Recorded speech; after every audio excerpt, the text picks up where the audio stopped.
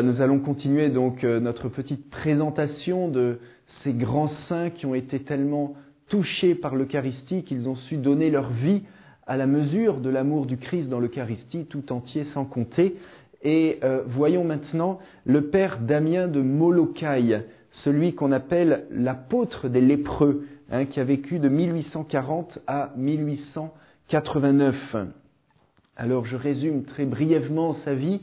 Il était envoyé par sa communauté dans l'archipel d'Hawaï, de l'autre côté des États-Unis. Et le voici qui commençait à catéchiser, à annoncer la bonne nouvelle, jusqu'au jour où il s'est aperçu que tous les pauvres malheureux qui attrapaient cette maladie terrible de la lèpre étaient envoyés dans une île de Molokai et où ils étaient, on va dire, condamnés à mourir dans une misère d'abord physique, la misère de cette maladie de la lèpre, mais ensuite morale parce qu'ils faisaient n'importe quoi, et enfin spirituelle parce qu'ils ne connaissaient pas Jésus-Christ.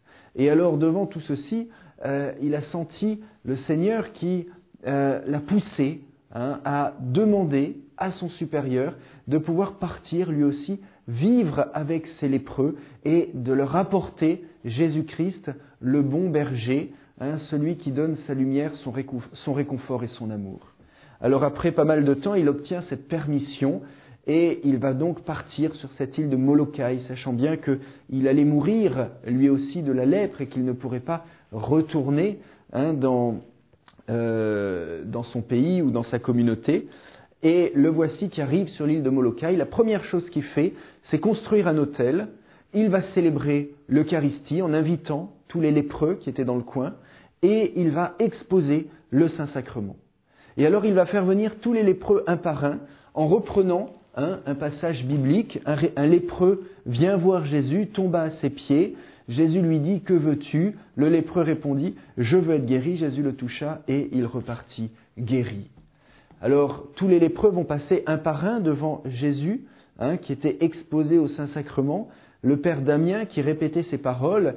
Et peut-être que ces lépreux n'ont pas été guéris dans leur propre chair, mais ils ont fait une expérience toute particulière de l'amour infini de Jésus pour eux au Saint-Sacrement, qui a complètement transformé, changé complètement leur vie et qui leur a donné une espérance, une force, une consolation dans l'horreur et la misère de cette maladie.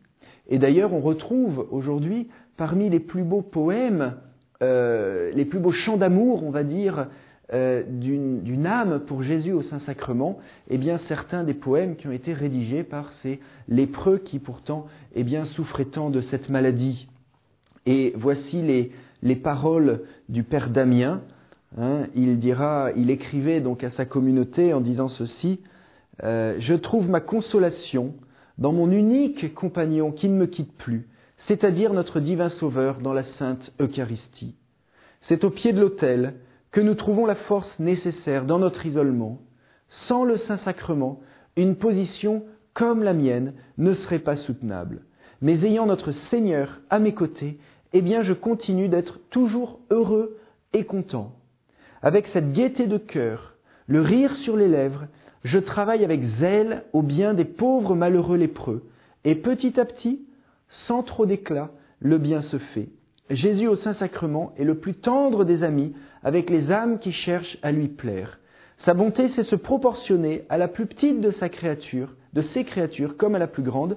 Ne craignez donc pas dans des conversations solitaires de l'entretenir de vos misères, de vos craintes, de vos ennuis, de ceux qui vous sont chers, de vos projets, de vos espérances. Faites-le avec confiance et à cœur ouvert. » Et c'est vrai que en méditant, en lisant les Saintes Écritures, constamment toutes les foules allaient voir Jésus et Jésus qui disait « Venez à moi ». Combien de fois on trouve « Venez à moi » dans l'Évangile ? « Venez à moi, vous tous qui peinez et ployez sous le poids du fardeau, et moi je vous soulagerai. Venez à moi, vous tous qui avez soif, que celui qui croit boive, de mon sein couleront un fleuve d'eau vive. Venez à moi, vous tous qui êtes fatigués, reposez-vous un peu dans un coin désert. » Constamment, les foules allaient à Jésus pour toucher Jésus par leur foi et pour recevoir de Jésus la force, l'Esprit Saint, et pour retrouver un nouvel élan dans l'amour, dans la charité et pour vivre de Jésus-Christ. Alors ayons nous aussi dans notre adoration cette attitude de tout simplement déposer aux pieds de Jésus tout ce qui pèse dans notre vie et demandons au Seigneur de renouveler notre vie dans son esprit. Bonne adoration.